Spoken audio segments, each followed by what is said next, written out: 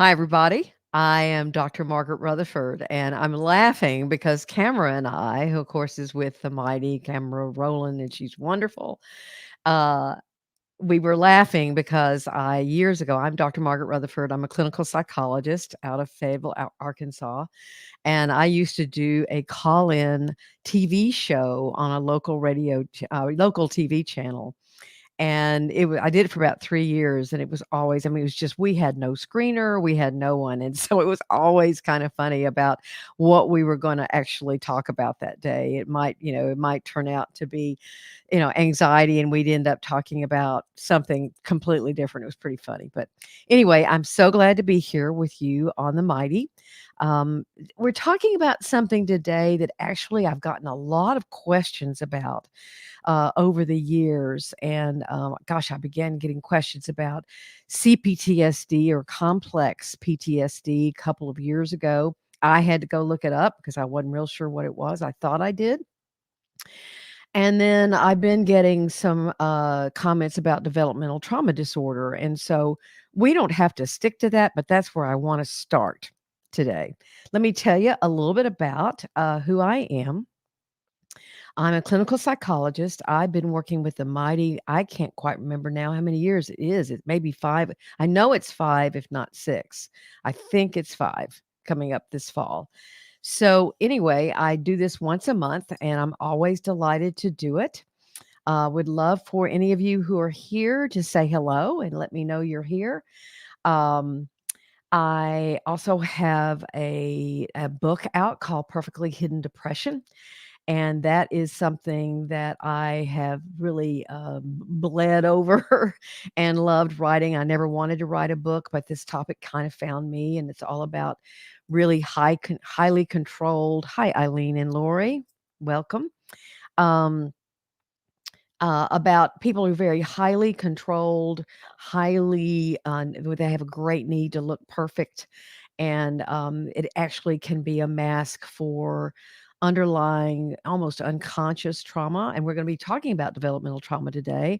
Hi, Connie. It's good to see you. Connie's in my Facebook group. Lori, Jason, somebody from Northern Ireland. Oh, Margaret, I was asked to do a seminar in Ireland, and it's gotten canceled.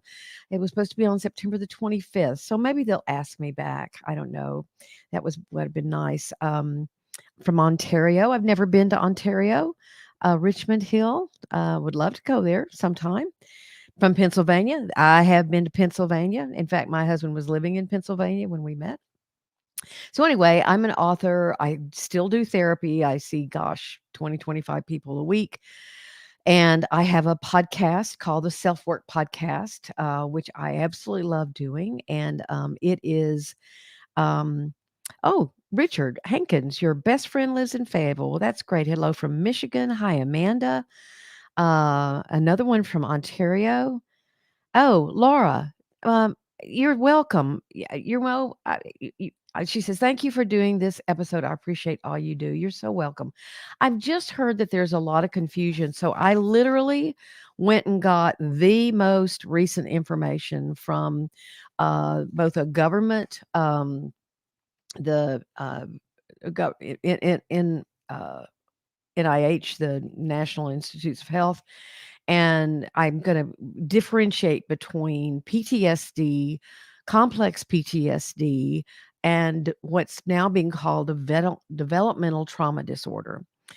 You also, hello from Athens, Georgia. Hello from Germany. Hey, Anne. Anne's here from Germany. Anne's also been in my group and keeps us all laughing. Anne is also a wonderful, empathic person, and she's got a great sense of humor.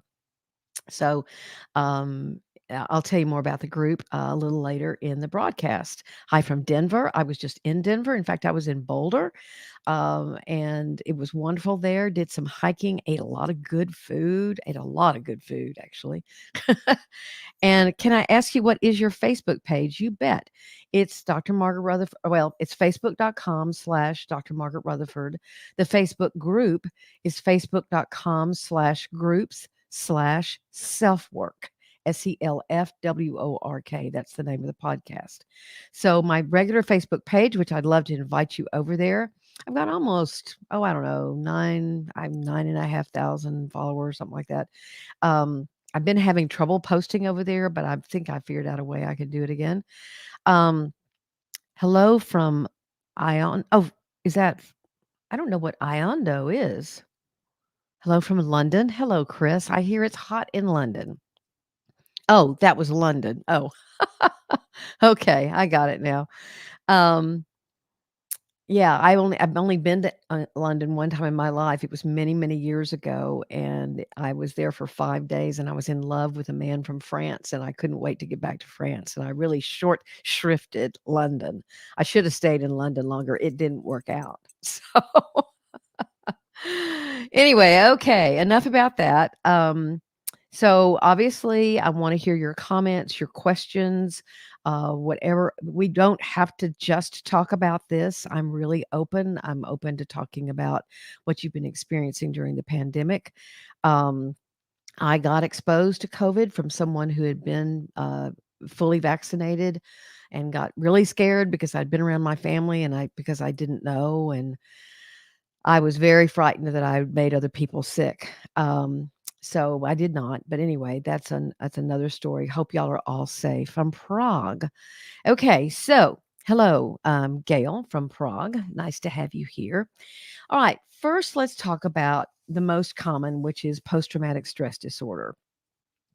Okay, so this has been around for years. It's in the diagnostic and statistical model of that is the DSM manual for, and it's used by psychiatry and psychology and all mental health professionals. It's interesting because I just heard Bessel van der Kolk talk. I took a seminar, online seminar of his, and he has been instrumental in creating the DSM from its not its infancy because he's not that old, but from um, he's really tried to have some input because he's a very well known researcher and very well respected.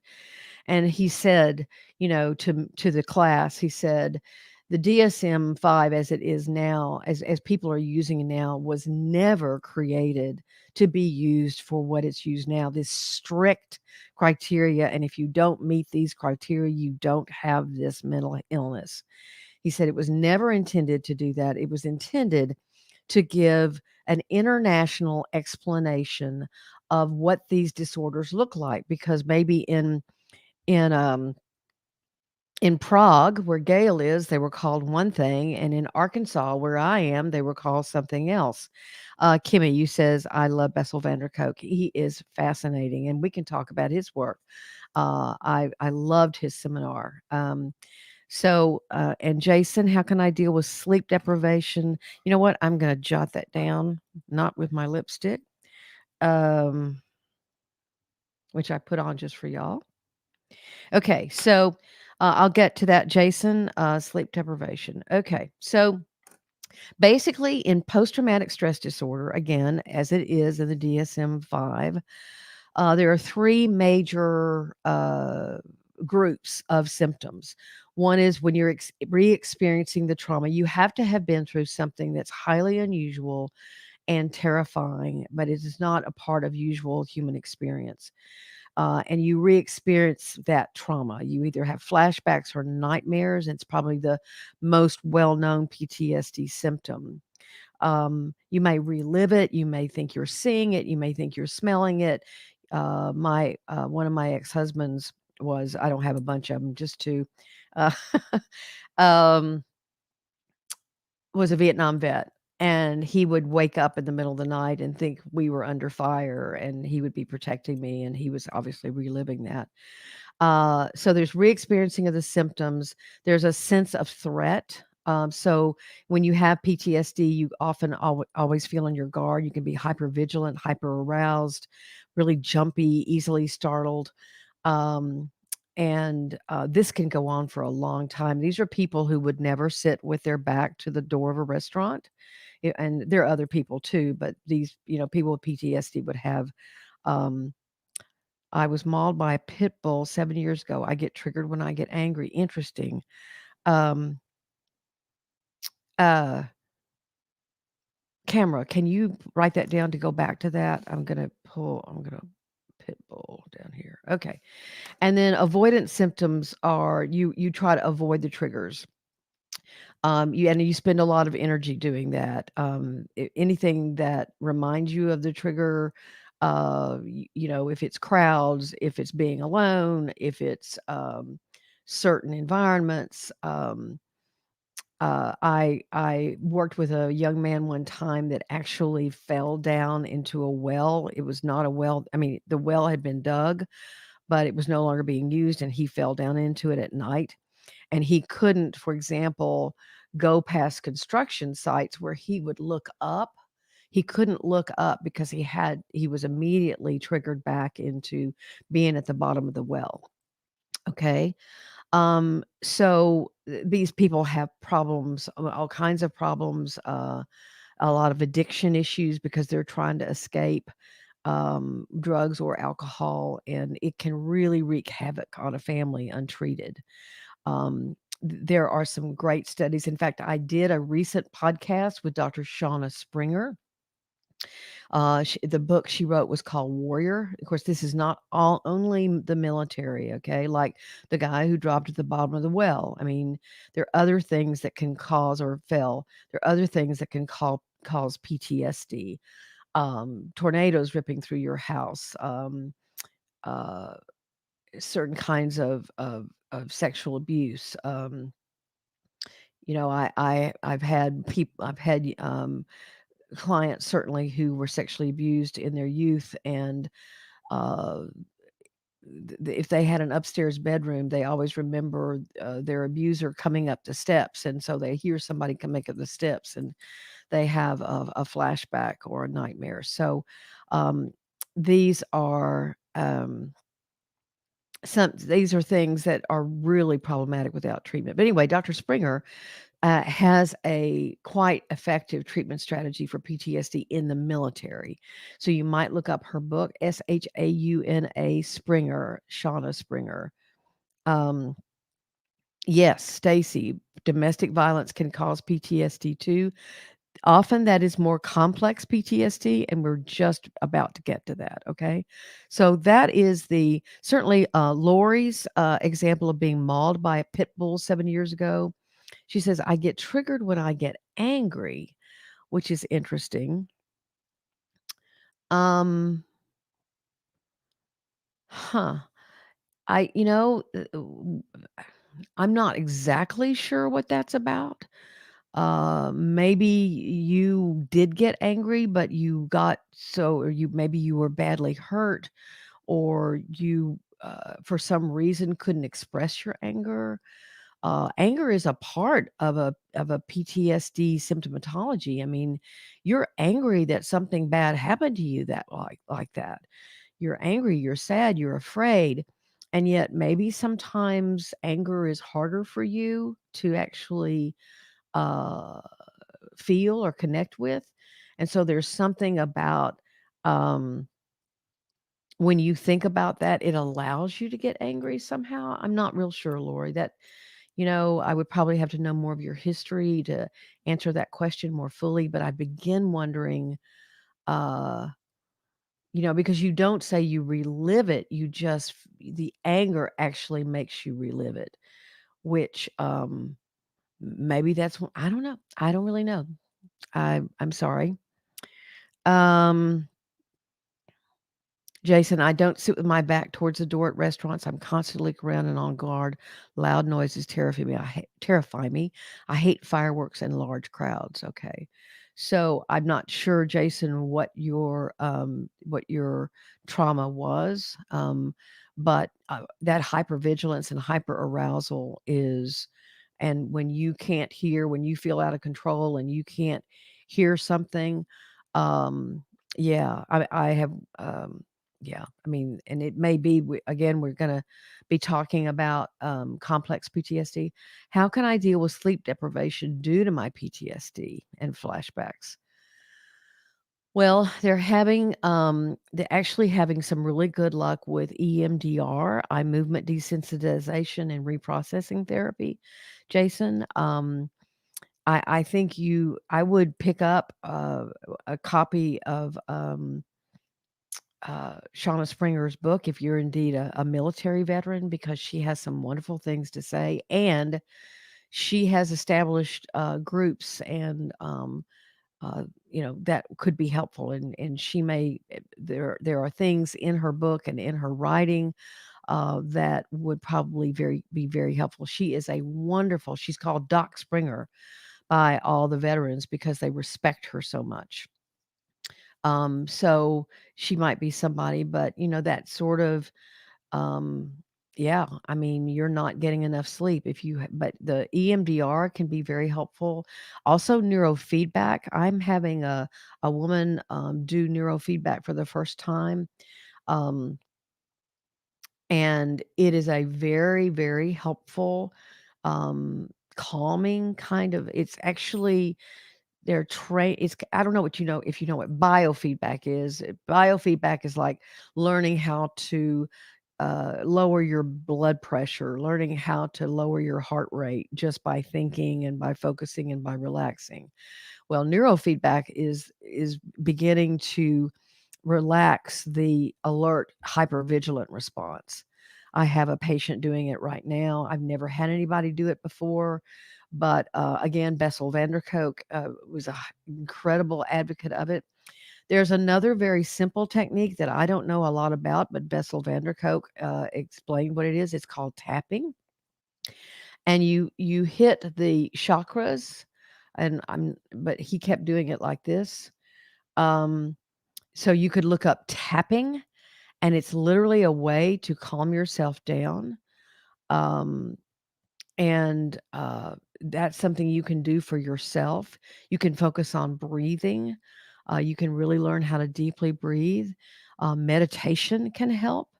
I'm not talking about sitting around for hours and, you know, um, becoming a guru. I do it for about 10 minutes a day. And I can always tell the days I don't do it because I'm just more hyped up. So there are all kinds of apps like Calm. There's 10% Happier. There's the one I use is Headspace. Can also be very, very helpful. Um, okay.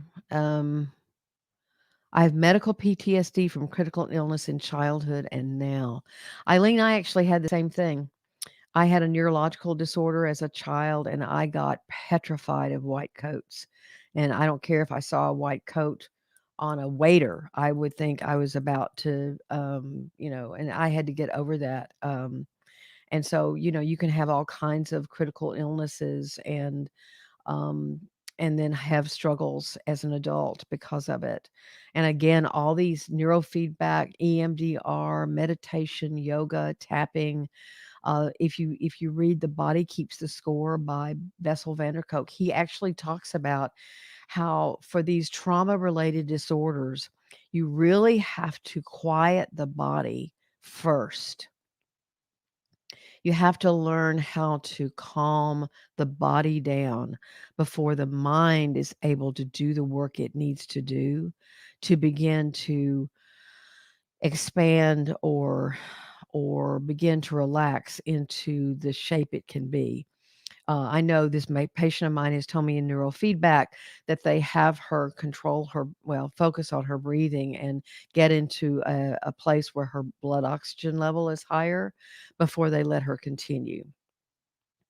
Lori says, I wonder if the tapping would work for me. I don't know. Uh, Bessel van der Kolk again. It sounds like I'm, quoting God, but he is sort of the god of trauma-related disorders. Said he does it himself, and that he finds it helpful. You just look up tapping, and it seems like a very, very simple thing, but these are not. It's literally learning how to focus your senses, and that's what meditation is. And meditation is learning how to focus your mind and relax your breath. Mandy says, Body Keeps the Score is an amazing book. Someone else says, tapping really works. Coloring and writing help ground you. That's right, Rick. Um, uh,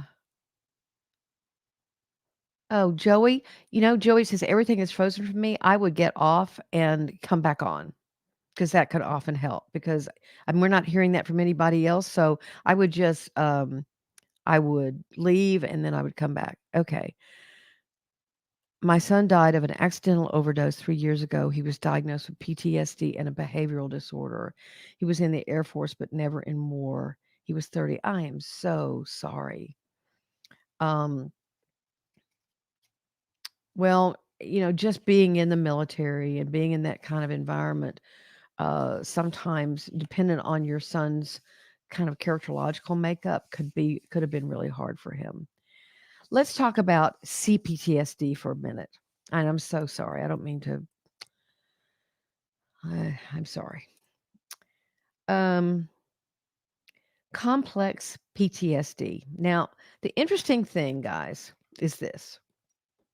Even though brilliant researchers, Bessel van der Kolk being one of them, um, have tried to get the powers that be to include complex PTSD and developmental trauma disorder, which we're going to talk about in a minute, into the DSM-5, and they have failed. It is as if the people who actually are in charge of the diagnostic criteria are so hesitant to um, build on to the idea that trauma can cause mental illness. They want to stick to their neurotransmitter um, theories, which have their place. But we're all coming up with all kinds of theories about the gut and mental illness and the because of the success of ketamine, the opioid receptors and mental illness. I mean, there are all kinds of new theories that are coming up, and it's they're just steeped in no. This is we want to talk about pharmacology and we don't want to talk about that somebody can do trauma work and get better from PTSD or depression or anxiety. So it's a real shame. So that's why they're not in there yet, but there is good news. um okay. uh Camera, can you save Gail's stuff for us? And what book, Festi? We're talking about The Body Keeps the Score. Okay, it's by Bessel van der Kolk. All right, let me talk about complex PTSD. Um, it says basically it's a result of childhood trauma, um, and but this is mainly given to adults. Okay, but it doesn't have to be childhood trauma only. It can be childhood abuse or neglect. It can be long-standing domestic violence. You could have been trafficked or forced into sex work, kidnapped, enslaved, or tortured, incarcerated in a prison of war camp, or I actually had someone who was put in one of those detention camps when she was much younger because she was Japanese and she was put in a deterrent camp. Is that what they called? Sorry, I'm a little tired today and the word's not coming to me. Or witnesses to repeated acts of violence can have complex PTSD. Um, Multiple traumas from an early age, abuse by a close family member, not having a hope for change when trapped. Um, and so, but what is it? It is a it's it's got more relational components to it. It is often compared with borderline personality disorder, but actually the criteria for borderline personality disorder do not include trauma. Okay. So it includes nightmares, flashbacks, all the things that PTSD have, but it also has this history of developmental trauma in childhood. And in an adult, it's called complex PTSD. Now, that is in the ICD 10, which is the International Medical um, criteria or symptomatology or symptom list. It's still not in the psychiatric, interestingly enough. And then, yes, and Sheila was saying that that's her. Okay. So, um, Okay. Let me see. I'm reading some of the me. EMDR and tapping are great. All right. So let me just quickly go to developmental trauma disorder and then we'll move more into your comments. Developmental trauma disorder is, again, not an official diagnosis and it is for children. So if you had complex PTSD now as an adult, you could have been, if the diagnosis was out there, um, diagnosed with developmental trauma disorder that would get you away from anxiety disorders because guess what children are diagnosed with? They're diagnosed with ADHD. They're diagnosed with oppositional defiant disorder. They're diagnosed with conduct disorders. They're diagnosed with separation anxiety disorders and all that stuff, rather than any of that being seen as a consequence or a ramification of trauma. And that's what these people are trying to change because too many people are getting those diagnoses that actually have attachment issues and trauma issues and neglect issues because I don't, it is hard to believe how much trauma there is out there, but it does exist. And that's what's making people angry and making people disappointed in the traditional diagnostic system because it is so slow. In fact, I just read another part of an article that said actually they want to pull in PTSD, complex PTSD, developmental trauma, adjustment disorder, and oh gosh, what was the other one? Into trauma related disorders and get them all out of any other kind of dissociative disorder or something like that because they all have such a strong trauma base. Okay, I might add dissociative identity disorder to that, but okay. So those are our definitions. Now let me answer some of your questions. Let me get a little bit of tea. Okay.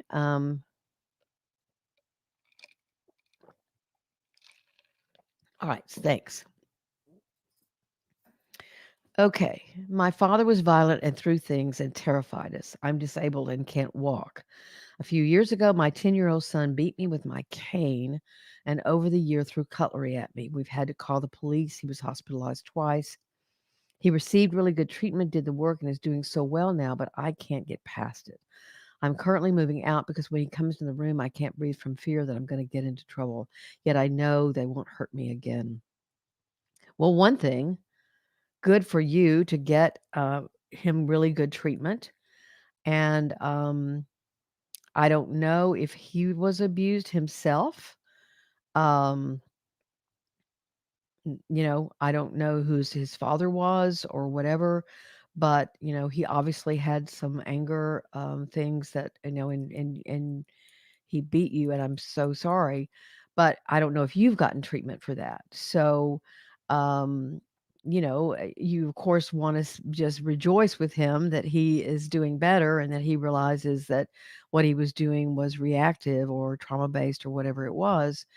But you have your own reactions. So, I think, Gail, that I would recommend that you do some of these things we're talking about. I mean, some of these are you can do them. You can tap, you can meditate, you can, if you're disabled, yoga may be obviously more difficult or impossible, but I think that you can read about it. I don't know where you live or what kind of help you might be able to get, but there could be someone who would work with you, for example, with neurofeedback that might be very helpful.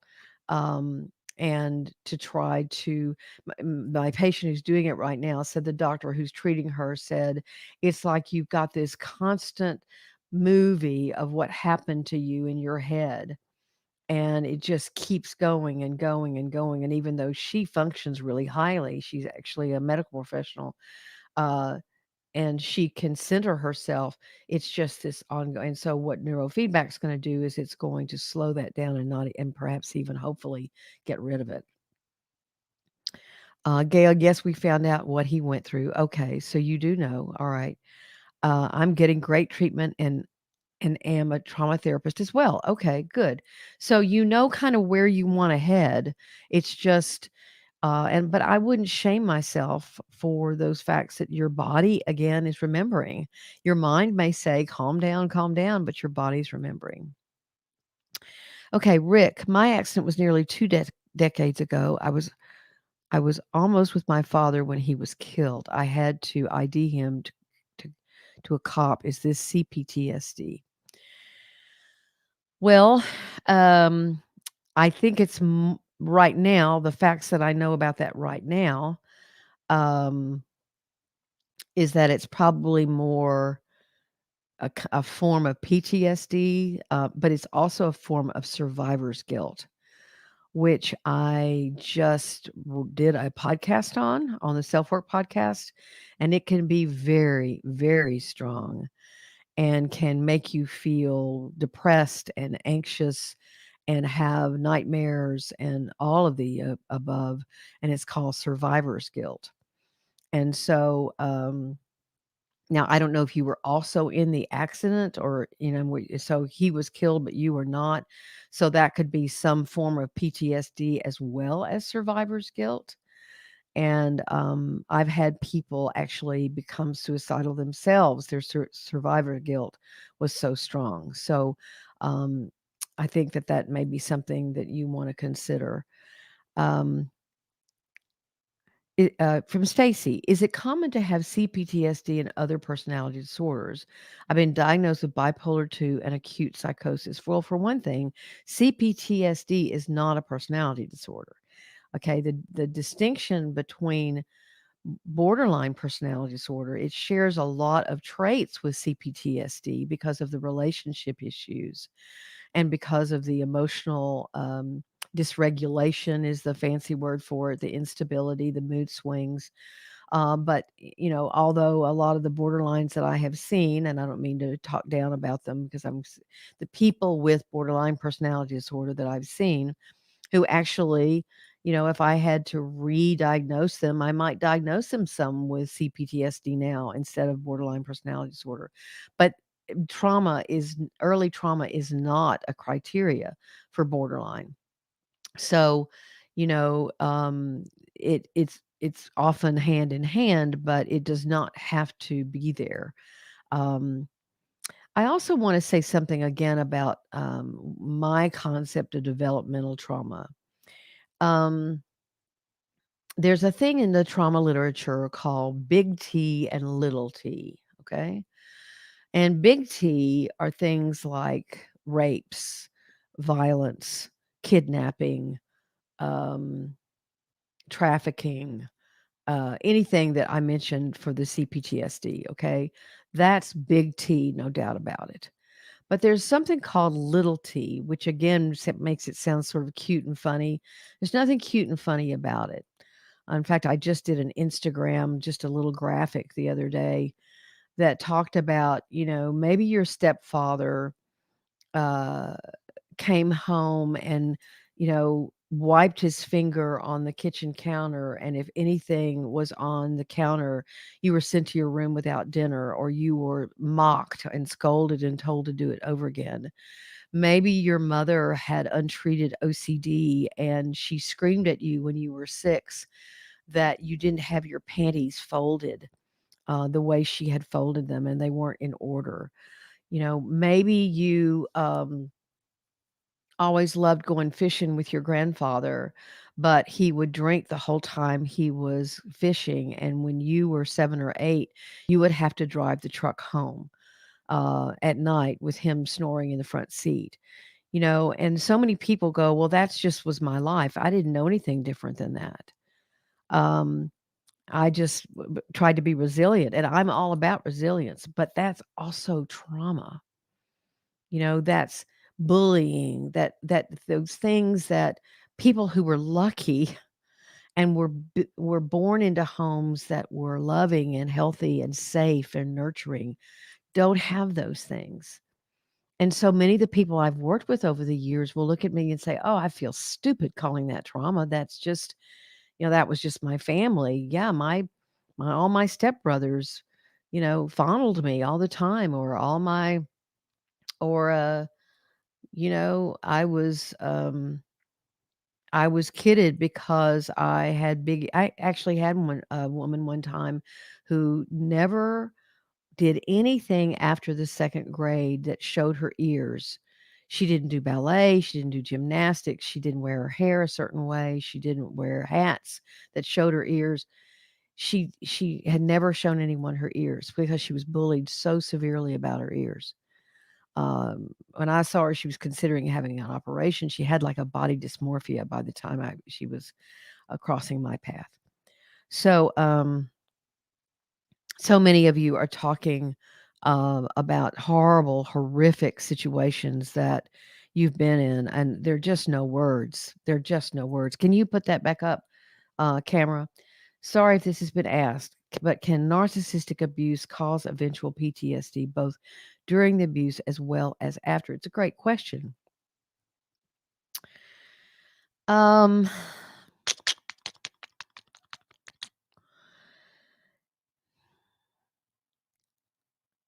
my sense of the damage that people with narcissistic traits do with like gaslighting and things like that. There's more damage to not necess I guess it could be a form of sort of emotional PTSD, but it's more uh it's chronic, it's ongoing, it's damaging, such as gaslighting when you're literally told that what you saw or what you believed or your truth or your belief system is wrong all the time. I think of it more as an emotional abusive situation, uh, and not as and it can be very damaging, don't get me wrong. But then all of a sudden, when you start reading about trauma bonding, in fact, that might be something you'd want to look up is trauma bonding, because I think that when you are in a almost a parasitic relationship with a narcissist, when you are almost addicted to that relationship or addicted to any damaging relationship, it can become what's called a trauma bond. And I didn't look up PTSD versus trauma bond. That might be sort of something interesting to search for. But in my own mind, in my clinician's mind, I think of that as something different. Anne. Oh, sorry. I've been diagnosed with chronic borderline personality disorder along with severe anxiety and depression. I've been suicidal since the age of 10. Is there any hope for me? Well, you know, Kashan, beautiful name. Um, I'm not exactly sure if you've been, except, well, I do know. If you've been diagnosed with borderline and it's chronic, then that means you're going to have some real relational difficulties, or the way you may think of things or filter things that other people do or say, or what your own mind says, you may be really governed by your emotions more than your mind. Excuse me. I had chili for lunch and I just retasted it. Yuck. Um, so, I would think that if you looked into DBT, dialectical behavior therapy, and there are actually workbooks for that you can do on your own. I'm a therapist and I've been a therapist for 30 years, so I have to be optimistic about things. Um, but anxiety and depression are a part of borderline. Insurance companies do not pay for treatment of personality disorders, and so your clinician, and it's an accurate diagnosis. They're not lying, but they have to insurance to pay for it. They have to diagnose you with bipolar disorder or depression or anxiety. Sometimes I think that's where a lot of confusion comes from. Exactly, because people think they have both, and really probably there's one that's more dominant, but because of insurance coverage, then it becomes that way. And a friend of mine was diagnosed with BPD in her teenage years. I've always felt that must be wrong because she's nothing like the other people with borderline personality. She recently went through a reevaluation at a major psychiatric institute. No talk about borderline now, but actually CPTSD. Yeah, That doesn't surprise me. I mean, again, even in borderline, even though clinically we see that there's all through the years, I've said, well, I've hardly ever met a borderline that didn't have some kind of trauma, but I didn't have another word for it. And so I would call it, borderline. And now we're learning about complex PTSD as, again, a trauma based disorder, just like PTSD. And if they can get it on the books, developmental trauma disorder for children. So I'm sorry, because that can be stigmatizing. Um, and, back in, I'm trying to remember, it was either the 80s or the 90s. I want to say it was the 80s, but I think it was the 90s. Oh, I'm so borderline, or you're so borderline, and then bipolar kind of became the diagnosis of the decade, and now it's narcissism is the diagnosis of the decade. Everybody's narcissistic, and so unfortunately, there's a lot of misinformation out there. But our profession was really handicapped because of this, the laxity. Anyway, the the profession not wanting to admit or reveal that trauma is this uh, is part of our culture and our international culture so strongly. Conchata, I'll definitely go for DBT. Good, good. Cranberry. Does that mean that eventually narcissistic parents raising a child could create types of developmental trauma via trauma bonding? Yes. Yes. Now, trauma bonding is mostly um, an adult to adult uh, phenomenon, I believe. When I've read about it, they're talking about adults, but narcissistic parents you also need to look up perhaps attachment styles, because what attachment does, a narcissistic parent is likely to not attach well, not connect well, not relate well in a loving, safe, secure way with their children. They're either probably going to be overly there and overly intrusive or overly interested, or they're going to have abandoned the child. And so most likely the child will have an avoidant attachment style or an anxious avoidant. There are four types. There's anxious avoidant, and secure.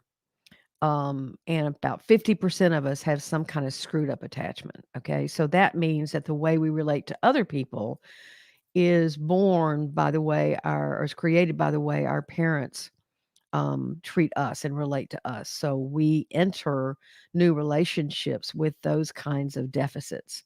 But the good news is you can recognize it. I tend to be an anxious avoider, or I tend to avoid, or I tend to be just anxious in relationships, needy. I need a lot of affirmation. And you can work on that with a therapist. You can work on that with yourself. Um, so those are things that are workable, but attachment would probably be something for you to look into. In the 90s, Anne reminds me it's the borderline, okay, of the 90s. I thought so, 'cause I got my training in the 80s, and I probably don't some of it, and I don't remember what the decade of the century was then, because I was too much of a newbie. Okay, any other questions? I can take one more, and then I have a meeting at my time, 4 o'clock. I wanna thank you all for being here. Again, I'm Dr. Margaret Rutherford. I'm a clinical psychologist. I do live in Arkansas. We're having a terrible time as a hotspot right now in the United States. I know there are hotspots all over the world, and I know the kind of fear because I'm living it that entails. And so my heart and mind and soul go out to all of you. I have the safety of a home and a profession where I can stay safe, and many, many, many people do not. So thank you for whatever you're doing for the people in your community, and thank you for taking the time to be here. Um, sure. Do you think the dog attack is a little T or a big T? Mm, uh, it depends on how bad, severely you were hurt. I mean, I've been bitten by a dog, and I would call it a little T. I mean, it was a nuisance and it hurt. My neighbor kept bringing me food, which was kind of weird. But it didn't scar me. But if you know what, if it's a big T, what's a little T for one person is a big T for someone else, and vice versa. I mean, there are all kinds of studies to show that the people that go into the military, into war, some of them never develop PTSD and others do. So, again, that is really dependent on you. And Sheila, you're welcome. Um, Luke, does age, brain development have a hand in who gets PTSD? It's more a history of trauma, is what most of the research shows. I mean, again, we kind of go back to attachment, right? I mean, if you were born in a safe, secure place and you didn't have a lot of trauma in your life, then you experience this trauma in the military or in a tornado, and you're more able to compartmentalize it to say, well, that's not been my life so far, and that was the horror of what happened, and I can get away from it. But if it's more of the same, then it's harder to deal with. Y'all are also welcome. Sydney, you're a name I haven't seen in a long time. Tony, you're welcome. Anne, you said something earlier. A therapist told my wife in the early 2000s she could not be depressed, but must have BPD, as depressed people didn't dye their hair bright pink. Oh my goodness. And for undetermined sexual identity. Really? Wow. Well, let's just say, as Bessel van der Kolk likes to say, his ears must be burning, as we'd say here in Arkansas, if we're talking about him so much, that the things we think are cutting edge right now, 20, 30 years from now will not be cutting edge. They'll laugh at us and go, yeah, they thought the gut had something to do with depression, blah, blah, and they'll have something else totally figured out. So, we've got to have some compassion for the people who are doing their best to find out answers. And then there's some people who steadfastly don't want to accept any new information, and they would just rather stay in their traditional fog. So anyway, I'm sad that happened to her, and um, there was a psychiatrist who I thought, she's a Scottish psychiatrist, and Rebecca Lawrence, that I thought did a very open, wonderful, vulnerable piece back in March that said, she knows that she is, when someone walks in and they have a smile on their face and she says, oh, well, they must not be depressed. I mean, unfortunately, we have used visual cues, what someone looks like, what they dress like, whether they have a smile on their face or not, to begin to assume diagnostic stereotypes, probably. And my bailiwick, my passion is perfectionism, so that's a huge red flag for me. Again, for any of you who are interested, my Facebook group is facebook.com/group/self-work. Know that it is not a place to come and do sort of emergency work. It is a support group. So, your emergency work is for your local group, but we would love to laugh and support and befriend you. And then my Facebook page is just facebook.com/Dr. Margaret Rutherford. My podcast is the Self Work Podcast. It has 2.5 million downloads as of this point, so that's pretty neat. And then my book is Perfectly Hidden Depression. Thank you. I will be with you on the third Wednesday of the month, this August, and I look forward to that. So I won't eat chili next time, and I'll get more than 2 or 3 hours of sleep. So I look forward to seeing all y'all. Take care.